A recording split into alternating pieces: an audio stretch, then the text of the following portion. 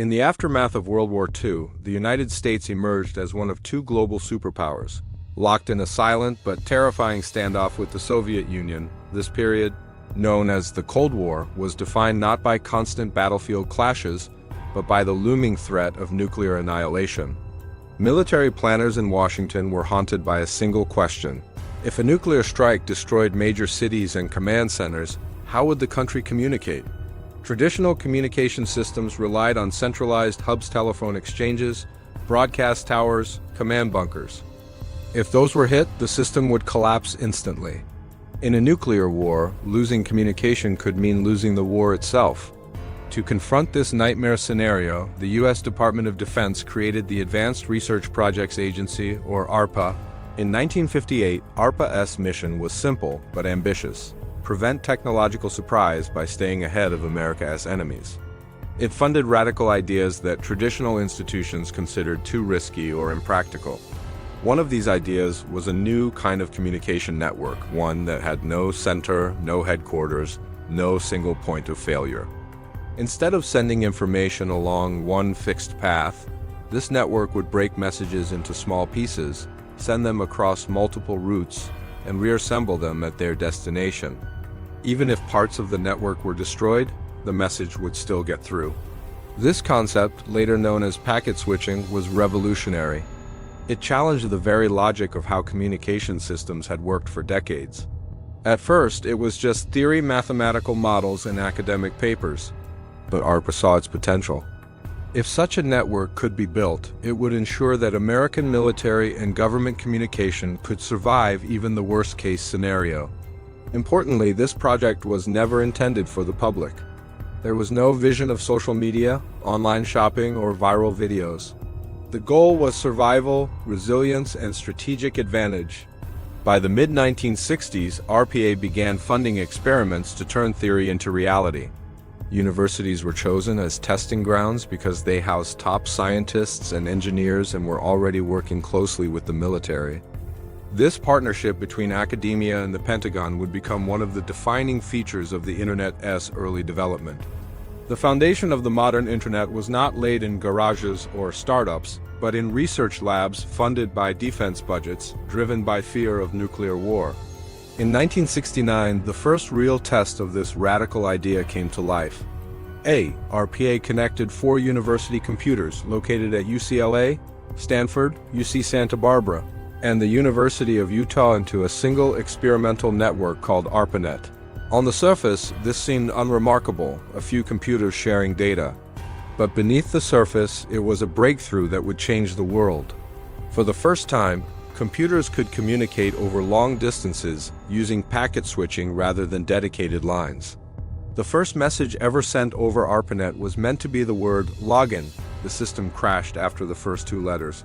Only LO made it through. It was an imperfect beginning, but a historic one. Over the next few years, ARPANET expanded rapidly, connecting more universities and research institutions. Email, surprisingly, became one of its most popular uses, not because it was planned, but because users found it incredibly useful.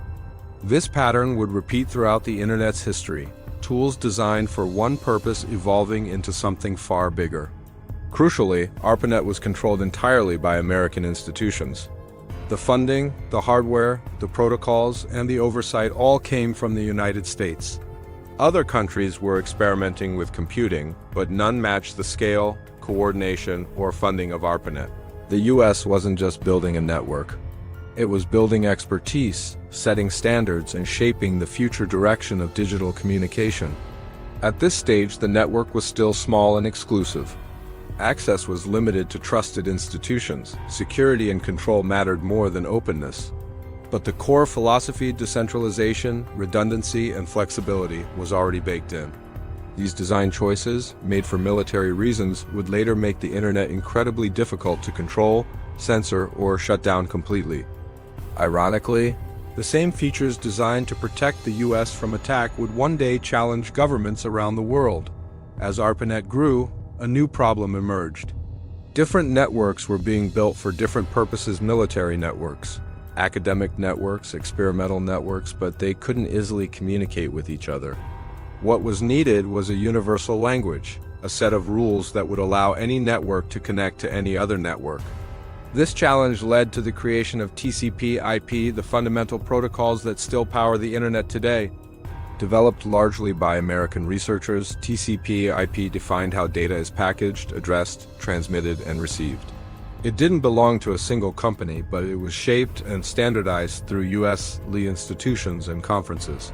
When ARPANET officially adopted TCP/IP in 1983, it marked the birth of the modern Internet network of networks. From that moment on, any system that used these protocols could join.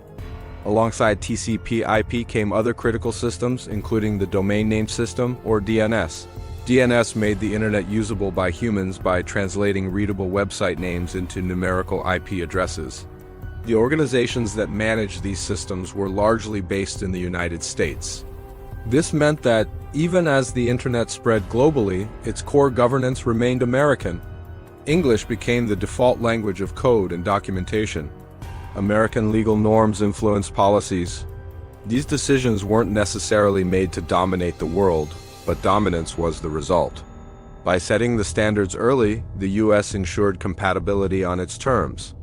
Other countries could join the network, but they joined an ecosystem whose foundations they had little role in designing. The rules of cyberspace had been written, and the pen was mostly American. In the late 1980s and early 1990s, the Internet underwent a dramatic transformation. Restrictions on commercial use were lifted. The World Wide Web was introduced, making navigation visual and intuitive. Suddenly, the Internet was no longer just for researchers, it was for everyone. And the United States was perfectly positioned to benefit. American companies moved fast. Silicon Valley exploded with innovation. Startups became giants almost overnight. Microsoft dominated operating systems, Google organized information. Amazon redefined commerce, Facebook reshaped social interaction. These platforms didn't just succeed domestically. They expanded globally, embedding themselves into daily life across continents. This dominance wasn't accidental. U.S. companies benefited from early access, massive venture capital, supportive regulation, and a culture of risk-taking. Just as importantly, they benefited from controlling infrastructure servers, cloud platforms, and data centers. The Internet economy became an extension of American economic power. For users around the world, this brought convenience and opportunity, but it also meant dependence. Communication, advertising, news, and even political discourse increasingly flowed through platforms governed by American companies and laws. The Internet felt global, but its center of gravity was unmistakably American. Despite its virtual appearance, the Internet is deeply physical. Data travels through fiber optic cables, many of them running across ocean floors. A significant portion of this infrastructure is owned, financed, or operated by U.S. companies. Major internet exchange points are located on American soil. This physical reality gives the United States enormous strategic leverage. Revelations in the 2010s about mass surveillance programs confirmed what many governments feared. Control over infrastructure can translate into access to data. Even encrypted systems often rely on hardware or routing points that pass through U.S. jurisdiction. Trust eroded. What once looked like a neutral network now appeared as a potential intelligence tool. For many governments, the Internet became a double-edged sword. It fueled economic growth, but also enabled dissent, leaks, and foreign influence. Social media played roles in protests and political movements around the world. Whether celebrated or condemned, its impact was undeniable. Countries like China and Russia concluded that relying on an American-centric Internet posed risks to sovereignty.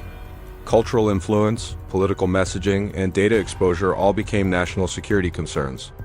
The question was no longer about access, but about control. In response, some countries began building firewalls, local platforms, and alternative infrastructure.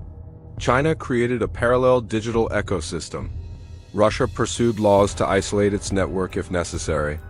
The global Internet began to fracture into regional systems governed by different rules. This Splinternet challenges the original vision of a single, open network. It reflects a world where technology follows geopolitics.